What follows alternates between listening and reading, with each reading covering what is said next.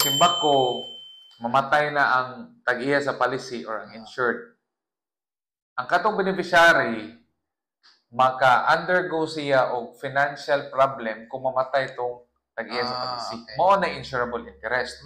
Welcome to Terra Talk Podcast. So this we'll be having this topic about beneficiaries. Beneficiaries. So I have yung mga questions. Okay. And this is what? What episode na? Episode 10. Episode 10. 2 digit na ta. So good luck ko idea. Yeah. Storya lang. And then we are at our 10th episode. Walang ibaw inon. 2 digits na ta. Diba? Okay, sige. So, beneficiaries, nalang po yung mga questions to the end. But okay.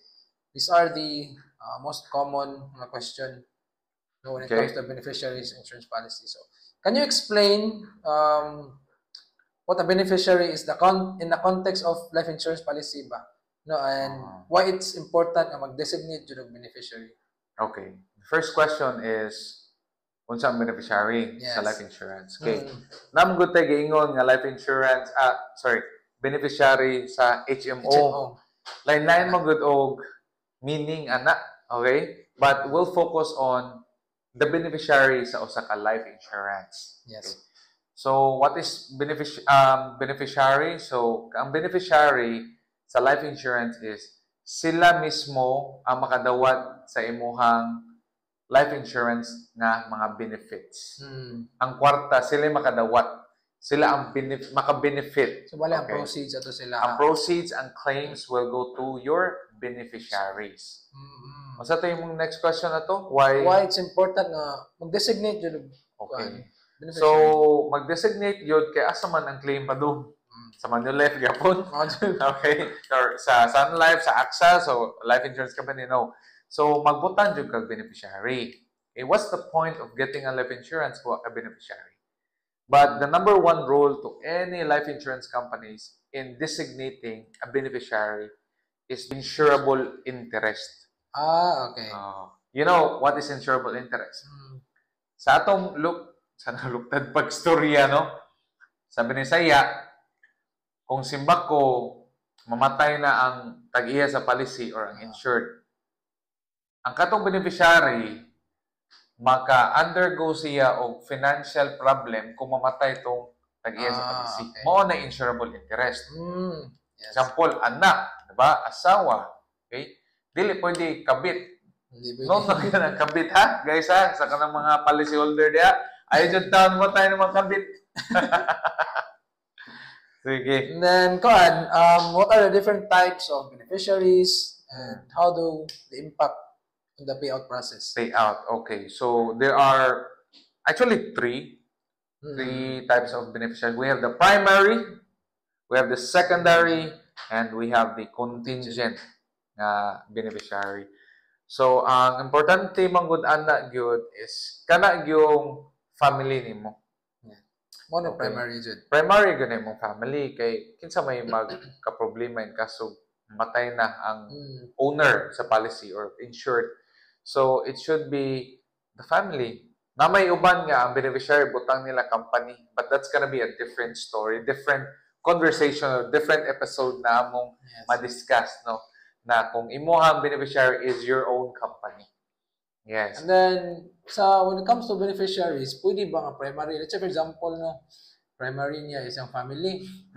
Then, gusto siya nga secondary is ato sa mga charity or mga organizations. Pwede rin po na ingana ang setup? Yes. It is 100% pwede yun na nga setup. Basta, primary, kung wala ang primary, diha mo suot ang secondary nga mga beneficiary. Ang nakanindot sa life insurance is you can designate who will be the beneficiary. Yes. Okay, kung wala ka beneficiary, for example, sa proceeds bitaw, for example, in a scenario of ang beneficiary o ang policyholder namatay, dungan, makulahan, nadungan. Kinsa may beneficiary nga, ang beneficiary na appeal man. So, diha na mo sud ang katong contingent. Diha na mo sud ang hierarchy. Kinsay pwede makakuha sa proceeds or sa claims. Yes. So, mato, primary, secondary, and contingent beneficiaries. All right. And then, how can policyholder ensure the beneficiary designations are up to date? And what are the potential consequences of kanang dili mag-update? Ma-update. Oh, of course. Na-story ana, no? Nga ang iyang gihimong beneficiary kay para lagi sugton I think kadungog ko iyang fiancé. Mo pa sila minyo. Unya ang babae nakakita nagbuwag man sila, no? Ambot lang nakita ba siya og lain or wala lang yun nagbuwag sila. What happened was nagbuwag and then naminyo na tong laki. Kaya naminyo na and suddenly the guy died. Pero wala na update ang beneficiary sa laki. Ang beneficiary pa iya pang ex-girlfriend. So natabo ato nag-thought ang asawa nga na siya madawat na claim. Pero ang beneficiary ang name kay siyang ex-girlfriend. So ang naitabo ang proceeds adto sa ex. Mao na importante guys, maki-coordinate yung financial advisor or the company itself nga mag-update. Update dayon sa maminyo ka na nakay marriage certificate. Update. Okay? Marital status update dayon sa mga beneficiary. And it's really important that you need to put all the details. Date of birth, sakto, address, phone number, importante. Okay? Asa man mo sila i-reach out sa bakulang. Right? Yes. So it's really important na changes gali sa beneficiary, automatic. Kuan din, ipa-change na yun sa company. Yes. And especially if naamoy kuan ka during policy review, importante sigud siya. Like, sir, kung policy review ta kay dapat ko i-change unta sa akong beneficiary, so that's why pwede mo kuan po dana inyo man ang right mo to request for policy review ba sa inyong financial advisor kay. Especially na uban kana makalimot na silang coverage nga na. Yes. That's why we as financial advisors ni Jeric, we conduct policy review good sa mga clients para maka-remember kung may mga changes, at least may na nakalimot ko yung good thing, nag-review ta. Okay. Lahi na akong beneficiary, dili na akong uyab sa una. No? Kuhaan ng bag-ong uyab. Wala na. Okay, so please update. Dali ragid kayo ma-update yun. Alright, tabangan na ka sa imong financial advisor and the company itself. And then, are there any legal or tax implications that policyholders should be aware of when designating beneficiaries? Legal implications? Yes. Legal implications. Dili pwede kabit. Okay? I-check mo na, for example, kung anak, legal ba ni siya na anak nimo? Naaba imong pangan sa birth certificate. Yes. Gi-follow ang name sa mama, pero wala imong pangan, apelyido sa mama, wala imong pangan dito. So, wa kay appeal. Dili ka legal nga papag yun. Pero kung na imong signature sa birth certificate sa bata, then pwede na sa beneficiary. Okay? And in terms of taxes, there are two types of beneficiaries. Okay? We have the revocable and the irrevocable. So, what's the difference? Difference niya, lang. Ang revocable is, simple terms, pwede ka maka-change sa imong policy anytime without any approval from your beneficiary. Wala approval, wala signature kailangan. Pwede change anytime. Yes, maka-change anytime. Pero kung irrevocable, before you make changes on the policy, withdrawals or any changes or any activity sa policy, kailangan og signature niya. Okay, so consent na kailangan ko mag-withdraw, mag-change sa policy, kailangan iyang signature. So, mo na ang advantage sa ana kung irrevocable is walay tax bayaran. Okay? Pero sa revocable na ay tax, subject to tax code sa mga claims. Okay. Yes. And then the last question is, can you provide examples of common mistakes people nga in choosing beneficiaries ba and then asa man nila pag-avoid? Okay. Daghan og mga common mistakes. Common mistakes ka ng fiancé. Uyab pa niya. Okay? Wala siya sure nga. Sila gyud, no? walay marriage, mo ba ito na i-ask, nabay marriage within the next 12 months? Okay, kung wala, ay nalang yun, kaya magbuwag pa lang, kaya mamatay si bako, di ba?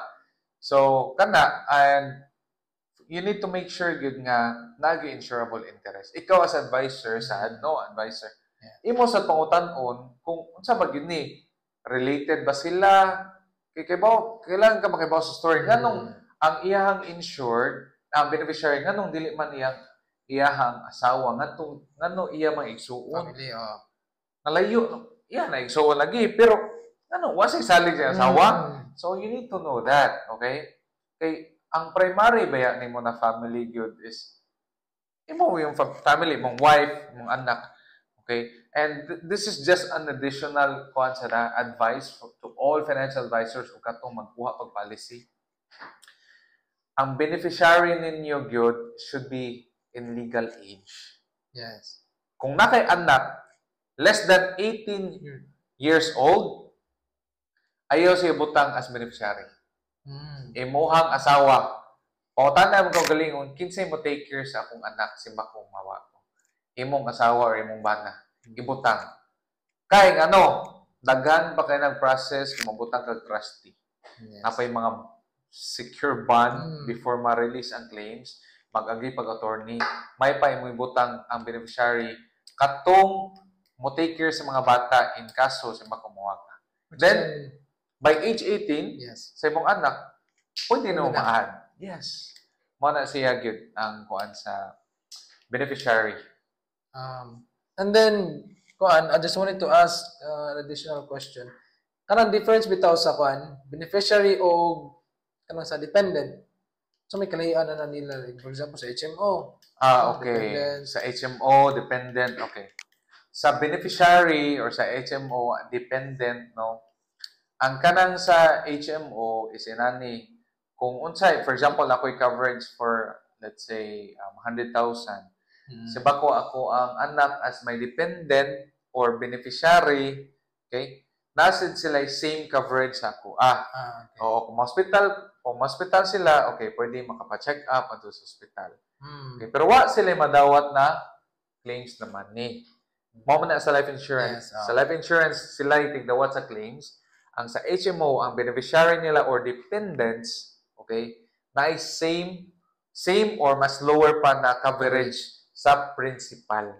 Oo. Yes. So, mao to siya guys, ang difference sa beneficiary kay most commonly, mao na agad mo tana ba? So man day kalian na ng beneficiary o dependent sa kung HMO. Appeal na ba akong anak-anak? Mao na kasagaran. Yes. Covered ba siya? Maka-benefit ba siya niya kung coverage or ako aran ni siya? Correct. So, in an HMO context, mao to siya. It's either lower or same mo coverage, but in a life insurance context, proceed, di aray mo coverage, but if something happens to you, beneficiary, ang proceeds ato sila. Yes. Okay. So, yep, I think that's our topic for today, all about beneficiaries. And yeah, I hope you've gained something today, or you can share to one of your friends, especially katunay mga question about beneficiaries. And then we wrap this everything, and then if namoy mga utana or any suggestions inyong i-open up na among i-topic the next episode, you can comment down below. And please don't forget to share and then subscribe po sa among channel na Facebook page, YouTube, and TikTok, Spotify, yes. And then that's it for today, and then see you in the next episode. See you guys. Bye-bye. Bye-bye.